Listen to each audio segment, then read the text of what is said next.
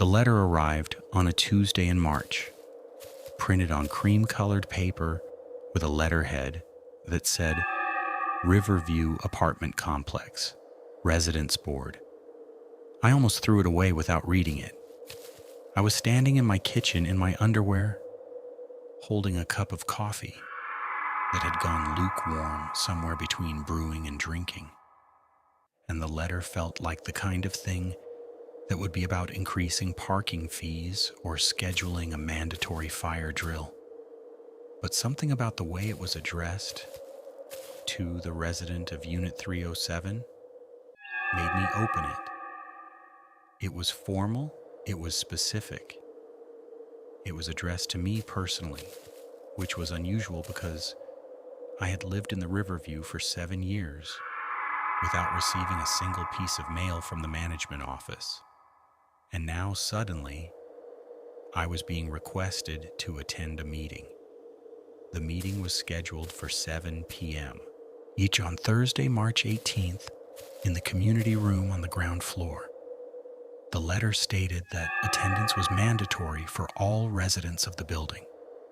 It did not specify what the meeting was about. It simply said that important matters regarding the building's future operations would be discussed, and that all residents should plan to attend. I remember thinking that this was unusual wording. Usually these letters had a specific purpose. They needed something from you, your participation in a building fund, your compliance with a new rule, your vote on some maintenance decision. But this letter was vague. This letter was just demanding presence. I folded the letter and I placed it on my counter, and I forgot about it for 2 days. I worked as a data analyst for a pharmaceutical company. It's spending my days organizing information into spreadsheets, identifying patterns and numbers, making predictions about outcomes based on historical data. The work was the kind of work that filled your mind completely with the mechanics of analysis and left no room for thinking about anything else. I was good at it. I had been doing it for 11 years. I'd structured my entire life around the rhythms of this work. Leaving for the office at 7:30, returning home at 6 o'clock, eating dinner around 6:30, and then spending the evening on my laptop, reviewing data sets, preparing reports, looking for patterns.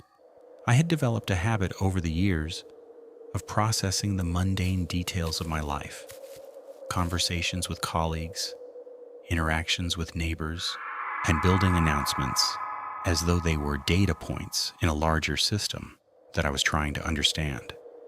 This habit was probably not healthy, but it was efficient, and I had come to value efficiency above most other things. When Thursday evening arrived, I almost did not go to the meeting. I considered staying in my apartment, considering the whole affair to be irrelevant, something that could be ignored. But I had lived in the Riverview for 7 years, and I had paid my rent on time every single month, and I had not caused any problems. I was a model tenant in a building filled with model tenants, which I had always found strange, but which I had never actually questioned. There was something about the building that attracted a certain kind of person. Quiet people, solitary people, people who kept to themselves, people who did not have visitors or loud parties or any of the behaviors that typically accompanied apartment dwelling. The building was quiet in a way that felt intentional, as though it had been designed to filter out noise, to absorb sound, to create an environment of perpetual silence. I had moved into the Riverview after a failed relationship had ended, and I had stayed because of this silence. The silence was restful. The silence did not demand anything from me. I left my apartment at 6:55 p.m. and walked down the hallway toward the stairwell. The hallway was carpeted in a shade of gray that had probably been chosen specifically because It did not show stains. The walls were painted a neutral beige that suggested professionalism and calm. The lighting came from fixtures spaced at regular intervals along the ceiling. It's creating pools of illumination that made the hallway feel like a series of small rooms connected together. I had walked this hallway perhaps 2,000 times over the past 7 years, and I had never really noticed it. Now, walking it toward a meeting I did not want to attend, I became aware of its features in a new way. I became aware of the particular sound that my footsteps made on the carpet. I became aware of the smell of the building, a combination of carpet cleaner, dust, and something that might have been air freshener or might have been the smell of the building's ventilation system. I became aware of the doors I passed. Unit 301, Unit 302, Unit 303, Unit 304, Unit 305, Unit 306. All of these units were closed. Behind each door was another resident, another person living the same kind of life I was living, another person who had chosen to exist in this space of quiet solitude. The community room was on the ground floor near the building's main entrance.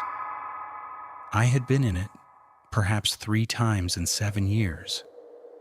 Once for a brief orientation when I first moved in, and twice for routine building meetings that had lasted approximately 15 minutes each.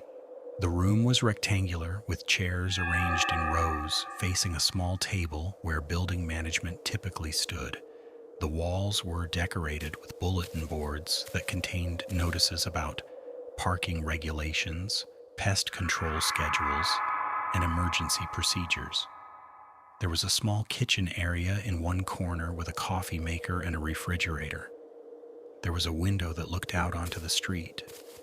The room was designed to be functional and forgettable, a space that did not encourage people to linger or gather or form social connections.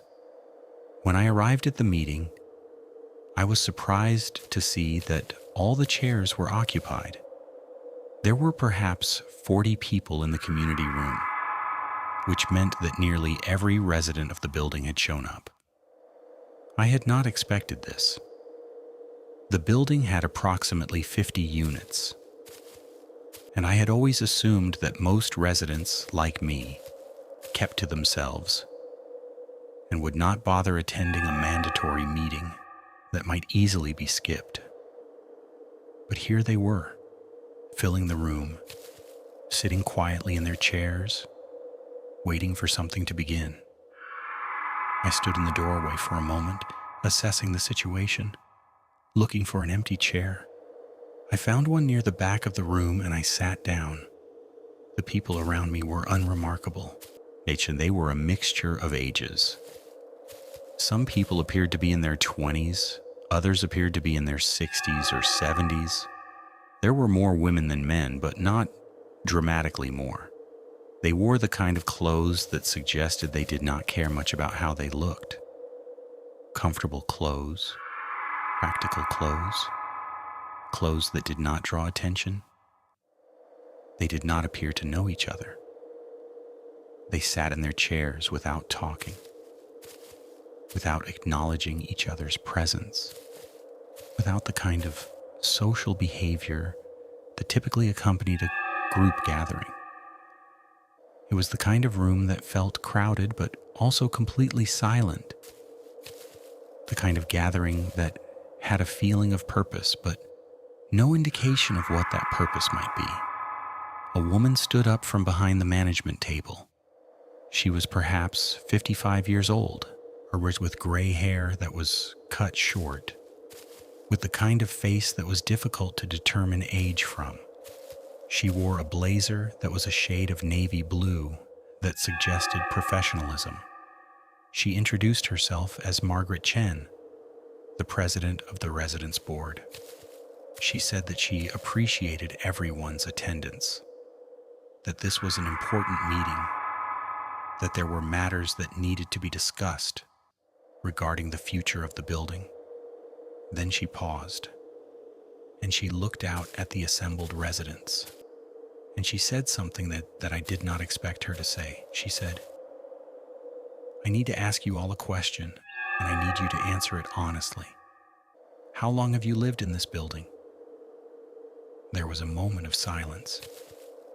Then gradually people began to answer. Hands did not go up. There was no formality to it. People simply said their answers out loud. 3 years, 5 years, 2 years, 7 years, 4 years, 6 years, 2 years, 5 years. The numbers went on, and I listened, and I tried to organize them into patterns. After approximately 20 people had answered, Margaret Chen raised her hand and asked them to stop.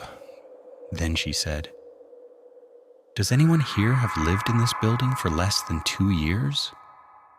A few hands went up. Perhaps 4 or 5 hands out of the 40 people in the room. Everyone else remained still, their hands in their laps, their eyes forward. Margaret Chen nodded and she said, "And does anyone here have lived in this building for more than 7 years?" My hand went up. So did a few others. I counted approximately 6 hands, including my own. Margaret Chen looked at this group of hands and she said, "Thank you. That's what I thought." She then asked us to stand up, those of us who had lived in the building for more than 7 years. I stood and I was suddenly aware of being one of perhaps 6 or 7 people who were now standing while everyone else remained seated. We were scattered throughout the room and we did not look at each other. We simply stood, as though we had been called to attention for reasons we did not understand. Margaret Chen looked at us for a long moment and then she sat down.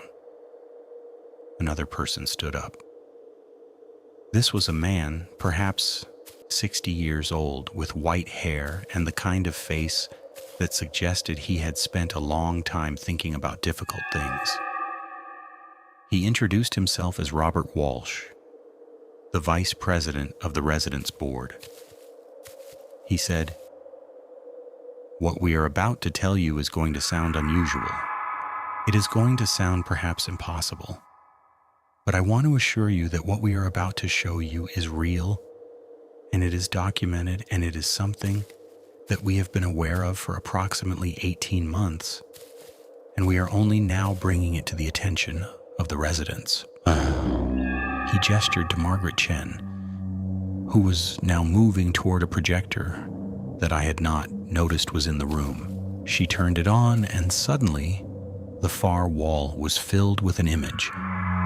It was a photograph. It was a photograph of the community room, taken at what appeared to be a meeting similar to the one I was currently attending.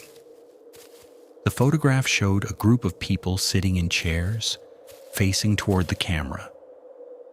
The photograph was dated at the bottom, March 2008. Robert Walsh pointed to a woman in the photograph and he said, "This is Patricia Morrison. She lived in Unit 212. She attended a residence meeting in March of 2008. Now I'm going to show you another photograph." Another image appeared on the screen. This was a different photograph, but it appeared to be from a similar gathering, dated March 2016. And in this photograph, in approximately the same position as the woman in the first photograph, was what appeared to be the exact same woman. Same hair, same face, same clothing style, same posture. Robert Walsh said, "This is also Patricia Morrison. She also lived in Unit 212. She attended a residence meeting in March of 2016, 8 years apart, and she appears to have not aged a single day." The room was completely silent. I was sitting now, as were the other people who had been asked to stand. But I was aware of being an object of attention, and the people around me were turning slightly, looking at me, looking at the others who had lived in the building for more than 7 years. They were trying to see if they could recognize themselves in the photographs, or if they could recognize anyone else. Margaret Chen changed the image again, and this time it was not a photograph from a meeting. It was a more candid photograph, taken from what appeared to be security footage. It showed a person in the hallway of the building, and the date stamp said May 2010. Then another image showed what appeared to be the exact same person in the exact same hallway, taken from what appeared to be the same security camera, dated May 2019, 9 years apart. The person had not changed. The clothes might have been different, but the face was identical. The posture was identical. The person appeared to be the exact same age in both photographs. Robert Walsh said, "We started noticing this anomaly approximately 18 months ago. We were doing routine building maintenance, looking through archived security footage, and we noticed something unusual. We noticed residents who appeared to have not aged over periods of time that ranged from 5 years to 15 years. We began to investigate further. We pulled additional photographs. We compared them to current residents. We created a database of all the building's residents dating back to 1998 when the Riverview was constructed, and we discovered something very disturbing." He gestured to Margaret Chen again, who clicked to another image. This was a chart. It was a chart that showed a timeline, each with dates along the bottom and what appeared to be resident counts along the left side. But instead of a simple line graph, the chart showed different colored sections with names written in them. At the top of the chart was a word, Stasis. Robert Walsh said, "This chart represents everyone who's lived in the Riverview for more than 7 years. The colored sections represent individual residents. The green sections are residents who have aged normally and have eventually moved out of the building. The blue sections are residents who've aged normally and are still living in the building. The red sections are residents who do not appear to have aged and who are still living in the building." I stared at the chart. The blue and green sections were relatively small, concentrated mostly at the bottom of the timeline. Each of the red sections dominated the upper portion of the chart, becoming increasingly prominent in recent years. According to the chart, there were approximately 19 residents currently living in the Riverview who appeared to fall into the Stasis category, residents who had not aged over periods of 7 years or more. Margaret Chen spoke now. She said, "We have verified this through multiple methods. We have compared photographs over decades. We have reviewed security footage. We have interviewed residents who moved out of the building years ago, and they have confirmed that certain current residents lived here when they did, and that those residents appear to have not aged since that time. This is not speculation. This is documented fact. And we are telling you this because we believe that something is happening in this building that is affecting certain residents. We believe that some people who move to the Riverview experience a form of temporal stasis. They do not age. They do not change. They simply remain in a constant state of preservation." I was aware that my hands were cold. I was aware that my heart rate had increased. I was aware that I was sitting in a room with approximately 39 other people and that I was trying to process information that should have been impossible to process. I was also aware that I was one of approximately 6 or 7 people who had lived in the building for more than 7 years, and that the people around me were still looking at me trying to determine if I was one of the people in the red sections of the chart, one of the people who was not aging, one of the people who was in stasis.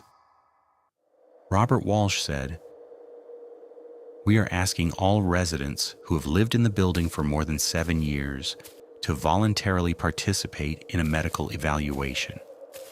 We have a physician who is willing to review current photographs and compare them to photographs from the time residents moved into the building.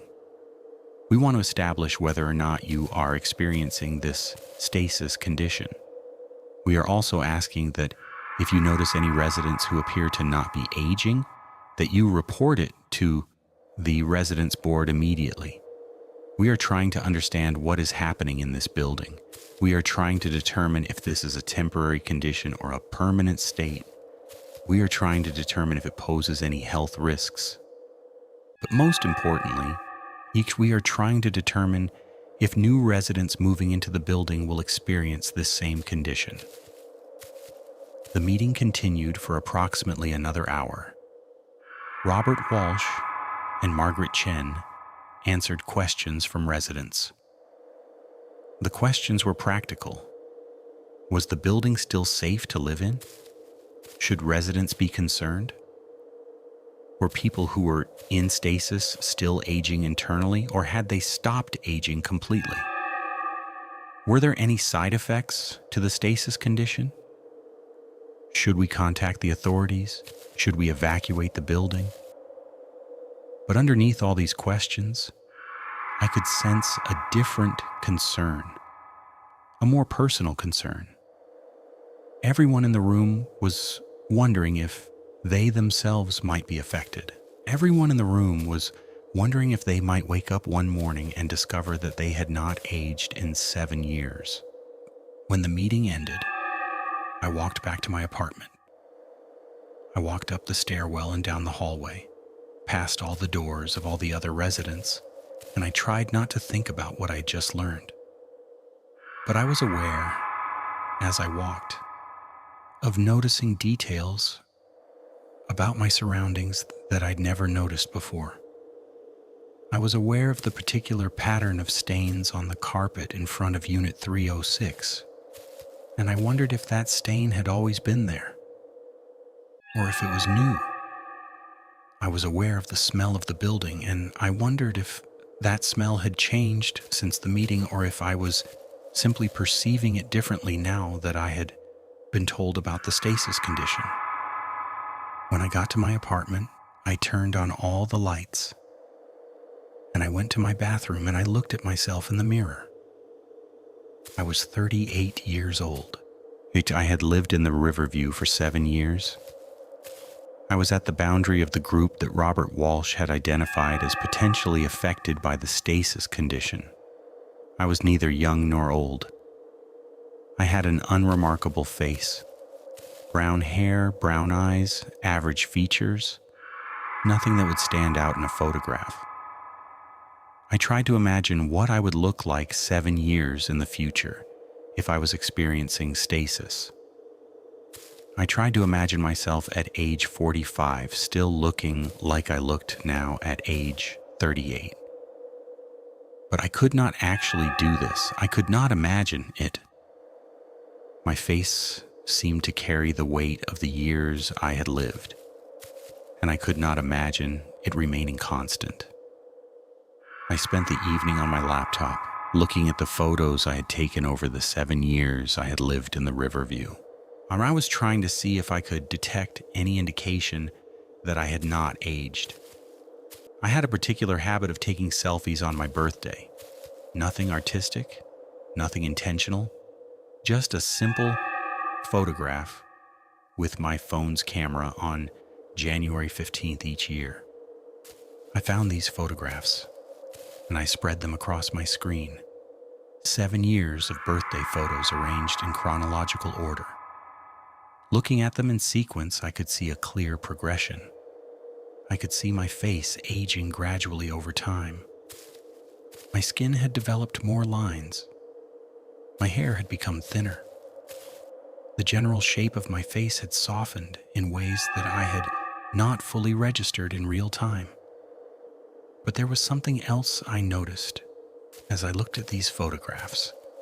There was a particular photo from 4 years ago taken on January 15th, when I would have been 34 years old. Yoris, that photograph showed me with a particular expression, a kind of neutral, almost blank expression that I did not remember making deliberately. That photograph looked different from the others. The lighting was different, perhaps, or the angle was different, but there was something about that particular image that seemed to suggest a moment where time had paused, where I'd been captured in a state of suspension that was different from my normal state of existence. I closed the laptop and I did not think about this photograph again that night. The next day was Friday. I went to work as usual. I arrived at the office at 7:30 a.m. and I sat at my desk and I worked through data sets, and I did not mention the meeting to anyone. My colleagues did not ask about it. They did not seem aware that anything unusual had occurred.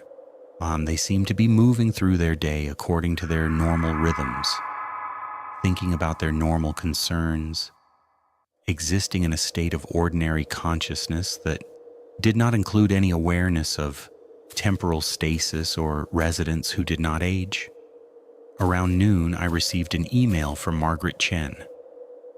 The email said that the residence board had arranged for a physician named Dr. James Patterson to come to the building on Sunday afternoon, and that residents who wished to participate in the medical evaluation should sign up in the email thread. The email included a list of available time slots. I read the email several times. I did not immediately respond. Instead, I saved the email and I returned to my work. On Sunday morning, I woke up and I did not get out of bed immediately. I lay there, under my blankets, thinking about the decision I needed to make. I could either sign up for the medical evaluation or I could refuse. If I refused, I could remain in a state of uncertainty. I could continue to live in the Riverview without knowing whether I was experiencing the stasis condition or not. If I signed up, I would have access to information that might confirm my fears or might alleviate them. But information itself was a kind of commitment, and information meant that I could no longer remain in ignorance. Information meant that I would have to confront whatever truth existed about my own body and my own existence. I got out of bed and I made coffee and I sat at my kitchen counter and I looked at the email on my laptop. There were still several available time slots. I chose a time, 3:00 p.m., and I sent a response confirming my participation. And then I closed the laptop, and I did not think about this decision again. Dr. Patterson set up his equipment in the community room. When I arrived at 3:00 p.m., I found him sitting at one of the tables with a laptop, a camera on a tripod, and what appeared to be some kind of portable medical scanner. He was a man in his 50s with gray hair and the kind of face that suggested medical training and experience. He introduced himself and he asked me to sit down across from him. He said that he was going to take some photographs and that he was going to ask me some questions about my health and that he was going to use a specialized camera to take comparative images of my face that would allow him to assess whether any aging had occurred over specific time periods. I sat down. He took multiple photographs of my face from different angles. He asked me when I was born. He asked me when I had moved into the Riverview. He asked me if I had any medical conditions. He asked me if I had noticed any unusual changes in my health or my appearance over the past 7 years. I answered his questions honestly. I did not mention the birthday photographs or my concerns about a particular image from 4 years ago. I simply answered his questions and allowed him to take his photographs. When he was finished, he said that he would compile the images and compare them to photographs from my time of arrival at the building, if such photographs were available. He said that he would submit a report to the residence board. He said that the evaluation process would take approximately 2 weeks. He said that I should expect to receive the results by April 1st. Then I stood up and I left the community room and I returned to my apartment. The following week passed without any indication that anything unusual was happening in the building. I went to work, I came home, I ate dinner, I worked on my laptop. The routine continued unchanged, but I was aware that something had shifted in my consciousness. I was aware of a kind of tension that had entered my life, a kind of waiting for information that I had requested, but that I was not entirely sure I wanted to receive. On Thursday evening, I received an email from Dr. Patterson. The email said that the initial evaluations had been completed and that preliminary results were available, and that he would be presenting the findings to the residence board on Friday evening. The email asked all residents to attend if possible. The email did not include any specific results for individual residents. It simply scheduled another mandatory meeting. I attended the meeting. The community room was full again, crowded with residents, all of us sitting in the same chairs as we had been sitting in the previous week. Dr. Patterson stood at the front of the room with Margaret Chen and Robert Walsh. He had prepared a presentation with charts and graphs and photographs. He presented his findings in a clinical manner, with specific medical terminology and statistical analysis. What he found was this. Of the 7 residents who had lived in the building for more than 7 years and who had participated in the evaluation, 5 showed no measurable signs of aging over the time period since they had moved into the building. 5 residents appeared to be experiencing a state of biological stasis. The other 2 residents, myself and one other person, a man named Stephen Lopez who lived in Unit 401, showed normal signs of aging. We had aged at approximately the expected rate for the number of years we had lived in the building. We appeared to be unaffected by whatever was causing the stasis condition in the other residents. I felt a complicated mix of emotions when I heard this.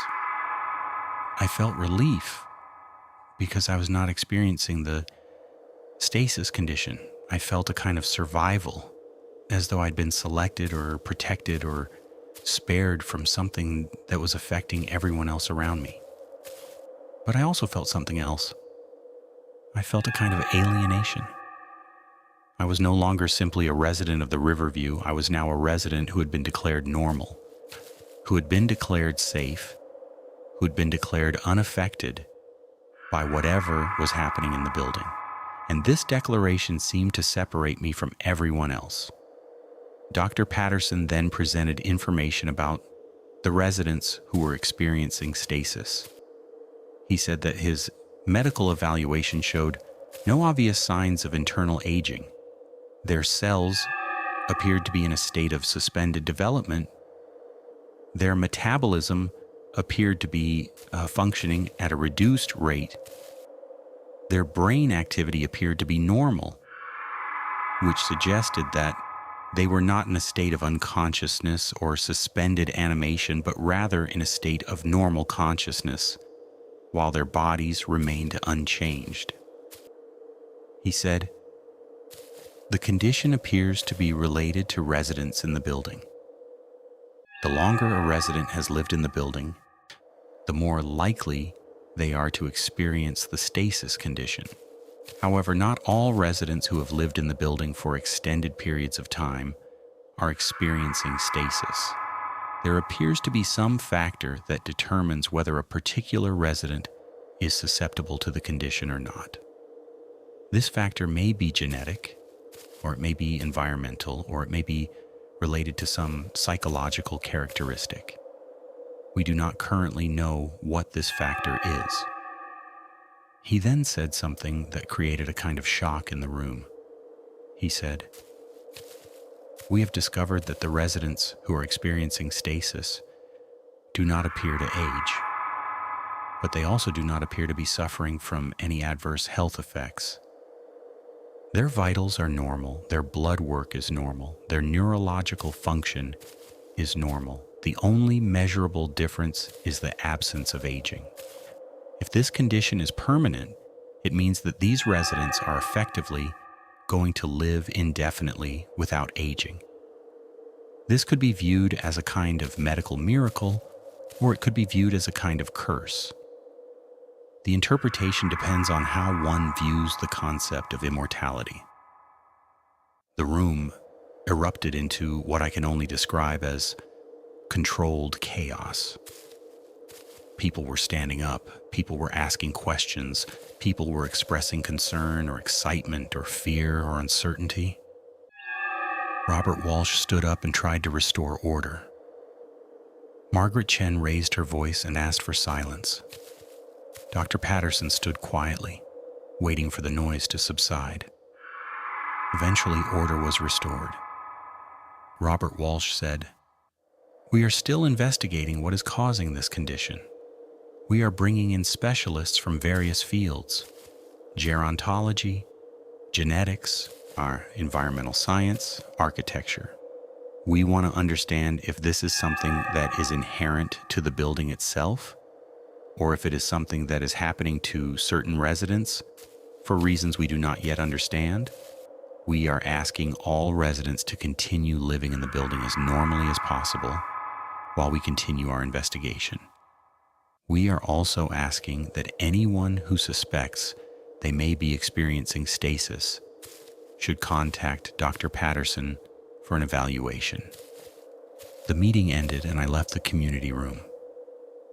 I walked back up to my apartment, but this time I was aware of being different from the other residents I passed in the hallway. I was one of the normal ones. I was one of the ones who was still aging. I was one of the ones who was unaffected by whatever was happening. And I realized as I walked that I was not actually happy about this distinction. The investigation continued over the following months. Specialists came to the building. They took measurements. They tested the air quality. They tested the water supply. They examined the building's electrical systems and its HVAC systems and its foundation and its walls. They took soil samples from the ground beneath the building. They measured radiation levels and electromagnetic fields. They interviewed all the residents who were experiencing stasis and all the residents who were not. The building became a kind of laboratory, filled with equipment and technicians, and the constant presence of people who were trying to solve a mystery. What they found was this: there was nothing obviously unusual about the building. The structure was normal, the materials were standard. The systems were functioning within normal parameters. There was no radiation. There was no unusual electromagnetic activity. There was nothing in the air or the water or the soil that could explain the stasis condition. The building appeared to be completely ordinary. A normal mid-range apartment complex, constructed in the normal way, out of normal materials. Months passed. Summer arrived. The investigation continued, but seemed to be making no progress toward any understanding of what was actually causing the stasis condition. Sometime in July, I began to notice something unusual. I noticed that the residents who were experiencing stasis seemed to be looking at me differently. When I passed them in the hallway, they would look at me with expressions that seemed to combine envy and pity. I was one of the normal ones. I was one of the ones who was still progressing through time in the expected manner. I was one of the ones who would eventually grow old and die. And they were looking at me with expressions that seemed to suggest that they understood something about me that I did not yet understand about myself. Around this same time, I began to have conversations with Stephen Lopez, the other resident who had been declared normal, who had been declared unaffected by the stasis condition. We would run into each other in the hallway or in the community room, and we would talk briefly about the investigation, about the specialists, about the continued presence of equipment and people in the building. Stephen had lived in the Riverview for 7 years and 4 months. He was 42 years old. He worked as an engineer, where he seemed normal in all the ways that I seemed normal. He was aging. He was progressing through time. He was unaffected by whatever was affecting everyone else. One evening in August, I encountered Stephen in the hallway as I was walking back from the laundry room. We talked for approximately 10 minutes. We discussed the investigation. We discussed the fact that nothing had been discovered about what was causing the stasis condition. And then Stephen said something that struck me as unusual. He said, "I think I might be lying." I asked him what he meant. He said, "About my age, about when I moved into the building. I think I might have been lying when I told Dr. Patterson when I was born." I asked him why he would do that. He said, "Because I think I might be experiencing stasis, and I don't want to admit it." I asked him why he wouldn't want to admit it. He said, "Because being normal is the only thing I have that separates me from everyone else in this building. If I'm experiencing stasis, then I'm like them, and I don't know if I want to be like them." We didn't talk about this conversation again, but it stayed with me. It suggested that maybe the stasis condition was not something that could be definitively identified. It suggested that maybe some people were choosing to be identified as normal, regardless of what was actually happening to their bodies. It suggested that maybe the boundary between normal aging and stasis was not as clear as everyone had been assuming. In September, I began to notice that I was looking at myself in the mirror more frequently, that I was comparing my current appearance to my appearance from previous months and years. I was looking for signs of aging that I might have missed. I was looking for indications that I might actually be experiencing stasis, regardless of what Dr. Patterson had determined. The doctor had said that I showed normal signs of aging over the 7-year period. But what if I'd been aging more slowly than normal?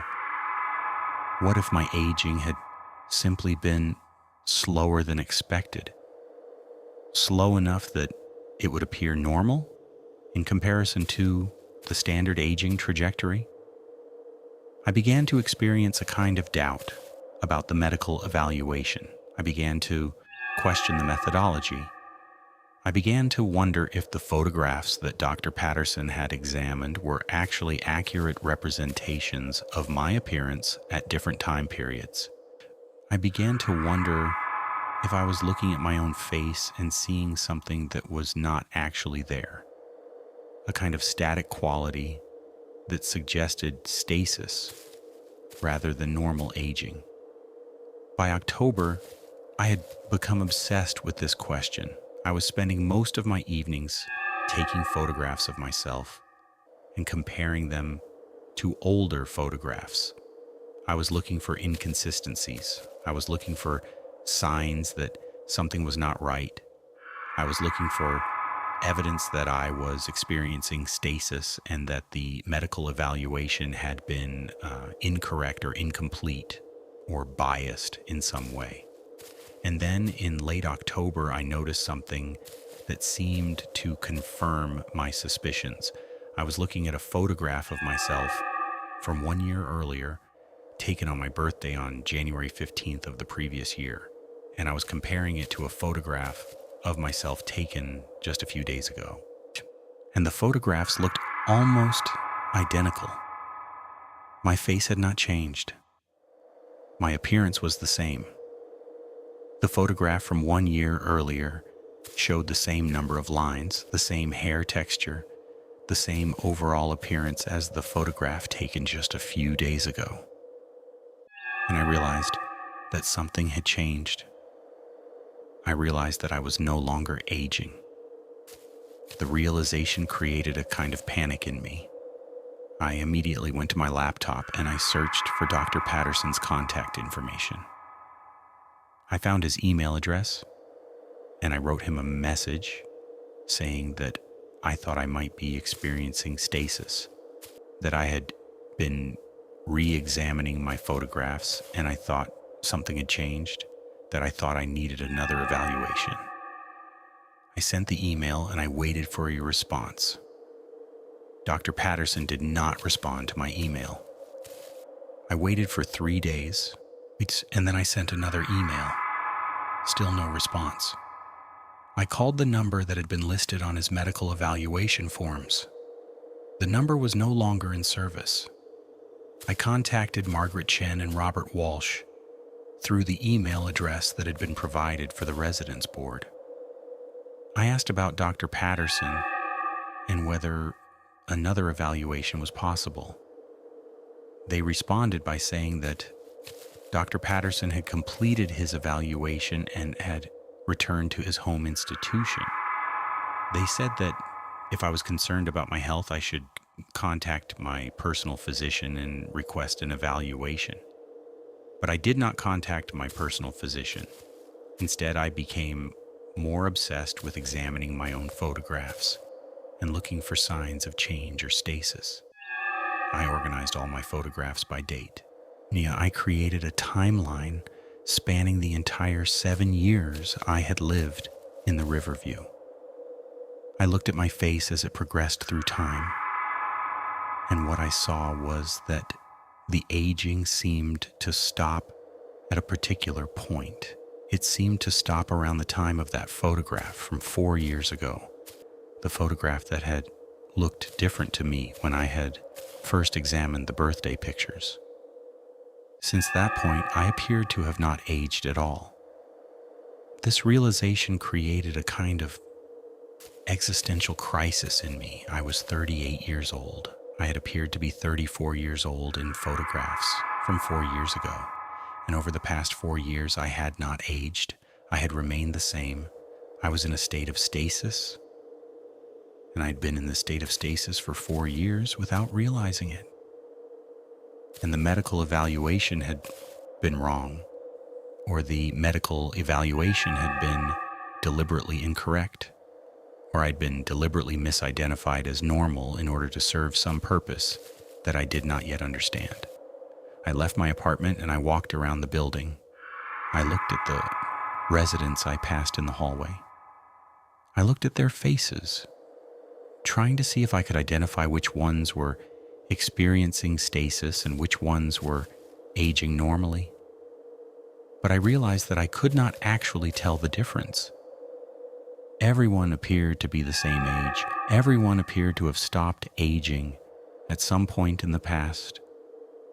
The building was filled with people who looked like they were in their late 30s or early 40s. Regardless of how long they had lived here or what their actual chronological age might be. I went to the community room and I waited for the next residents' meeting. It came approximately 2 weeks later. Robert Walsh and Margaret Chen presented the latest findings from the investigation. They said that the specialists had found no cause for the stasis condition. They said that the condition appeared to be localized to the building, but that nothing in the building itself seemed to be causing it.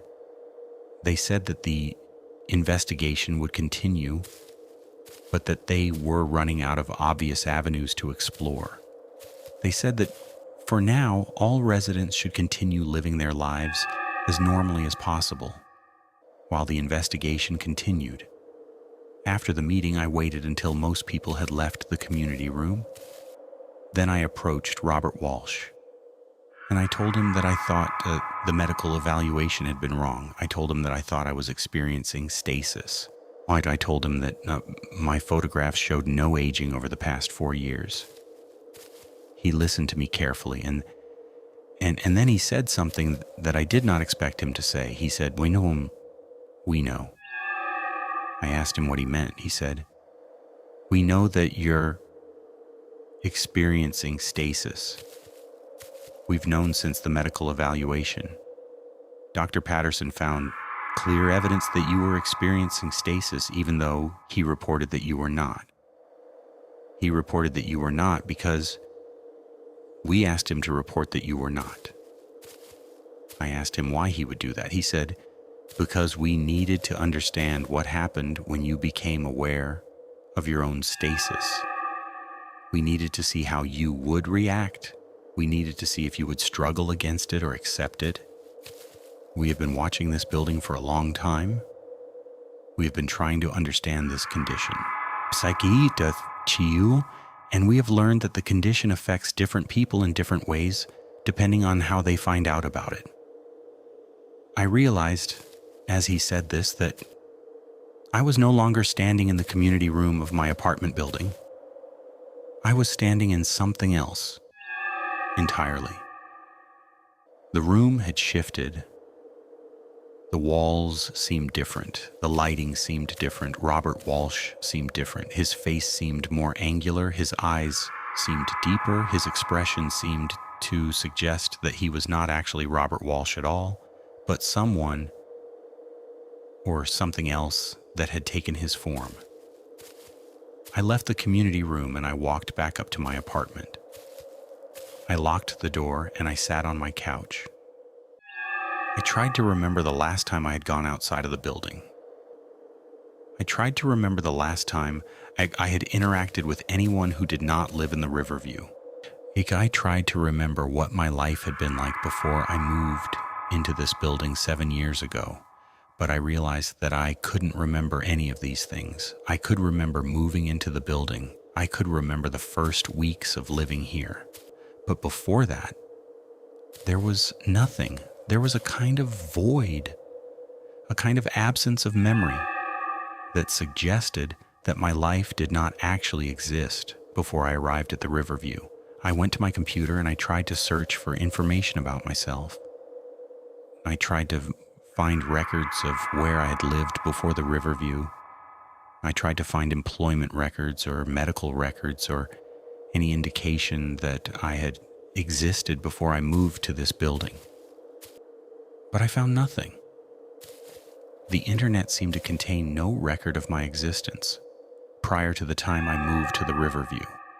And I realized that I had been living in the building for 7 years, but I had no actual memories of any other life. I had no memories of the job I claimed to work at. I had no memories of any relationships or friends or family members. I had memories of going to work every day, but I could not actually remember any specific conversations or tasks or interactions with my colleagues. I had memories of living a normal life, but the memories themselves seemed empty, seemed to lack any actual substance or detail. I walked to my window and I looked out at the street below. I watched people walking past on the sidewalk. I watched cars driving past. I watched the world continuing its normal existence outside of the building. And I realized that I had not actually been to any of these places in a very long time. I realized that all my memories of the outside world had been constructed in my mind, or had been provided to me in some way that I did not fully understand. I sat down at my kitchen counter, and I realized that I was eating dinner at exactly 6:30 p.m., just as I'd been eating dinner at exactly 6:30 p.m. every evening for the past 7 years. I realized that I had been living according to a precise schedule, a precise routine, a precise pattern of behavior that had been replicated day after day after day. And I realized that I was not actually struggling against this pattern. I was not actually fighting against this existence. I was simply accepting it, Over the following weeks, I began to notice that other residents were behaving differently toward me. They seemed to acknowledge that I was like them now, that I had joined their group, that I was part of the Stasis community that existed within the building. They would nod at me in the hallway. They would make brief comments to me in the community room. They seemed to be, welcoming me into something or celebrating something or acknowledging something that I had finally become part of. I stopped going to work. I did not call in sick. I simply did not go, and no one called to ask where I was. I stopped pretending that I had a job. I stopped pretending that I had a life outside of the building. I simply remained in the building, in my apartment, going through my daily routines, eating at the precise times that I had always eaten, sleeping at the precise times that I had always slept, existing in a state of perfect routine and perfect predictability. One evening, I received a letter from the residence board. The letter said that I had been selected to serve on the board. It said that my role would be to welcome new residents to the building, to help them understand the nature of the building and the condition that they might experience while living here, to help them transition from their prior existence to their new existence within the Riverview. It said that this was an important role, that it required discretion and careful judgment, that I should consider it an honor. I read the letter and I understood what it was asking me to do. I understood that I would be responsible for new residents. I understood that I would be responsible for helping them discover what was happening to them, helping them accept their stasis condition, and helping them transition from their prior lives to their new existence within the building. And I understood that this was exactly what Robert Walsh and Margaret Chen had done for me. The letter included information about my first assignment. There was a new resident moving into Unit 308, just down the hallway from my apartment. The resident's name was Jessica Huang. She was moving in on Friday. I was asked to introduce myself and welcome her to the building. I was asked to invite her to the next residence meeting. I was asked to help her settle into her new home. I read the letter and I folded it and I placed it on my kitchen counter, and I realized that I was no longer afraid of what was happening to me. I realized that I'd accepted the stasis condition. I realized that I was at peace with the fact that I would not age, that I wouldn't progress through time in the normal way, that I would remain in this apartment building in a state of suspended existence, helping new residents understand what was happening to them, welcoming them into the community, helping them accept their transformation from normal human beings into residents of the Riverview, into people who did not age, into people who had stopped moving forward through time and who would remain exactly as they were forever, or for as long as they remained within the building. On Friday, I walked to Unit 308 and I knocked on the door. A woman answered. She was young, perhaps 28 years old, with dark hair and an expression of uncertainty on her face. She was surrounded by boxes. She was in the process of moving into her new home. Here I introduced myself, and I told her that I lived down the hallway and that I wanted to welcome her to the building. I invited her to have coffee with me. She seemed uncertain at first, but then she agreed. We sat in my apartment and I told her about the building. I told her about the residence board. I told her about the mandatory meetings. I told her about the other residents who lived here, and gradually, without directly stating it, I helped her begin to understand what the building was. I helped her begin to understand that something unusual was happening here, that something had happened to the residents who lived here, that she should expect to experience something unusual herself. During her time at the Riverview, she asked me questions. She asked me what was happening. She asked me if I was experiencing the same thing, or she asked me if I was still aging, and I answered her questions with a kind of gentle honesty, telling her that, yes, something was happening. Yes, I was experiencing it. Yes, things were different here than they were in the outside world. When she left my apartment and returned to Unit 308, I realized that I had just completed my first task as a member of the residence board. I had taken the first step toward helping her transition into the community. I had helped her begin to understand what was happening to her, and I realized that I was going to continue doing this again and again for new residents moving into the building, helping them understand, helping them accept, helping them become part of the Stasis community that existed within the Riverview. I looked at my reflection in my kitchen window, and I saw a face that was no longer changing, a face that would remain exactly as it was, a face that had stopped moving forward through time. And I understood that this was my life now. This was my existence. This was what I was going to be, what I was always going to be. A resident of the Riverview, a person who did not age, a person who had stopped progressing through time, a person who helped others understand the same thing. The apartment was silent around me, and the silence seemed deeper than it had ever been, and I realized that I could hear sounds that I had never been able to hear before. Sounds from other apartments, sounds from other residents, sounds that seemed to form a kind of harmony, a kind of unified resonance that suggested that everyone in the building was existing in perfect synchronization with everyone else. Our lives moving in perfect parallel, our routines matching exactly, our existence reduced to a state of perfect perpetual stasis that would never change, never progress, never move forward into anything different or new or unexpected. Just the same day repeating forever. Just this building, just these walls, just this silence, and the certainty that I would never actually leave.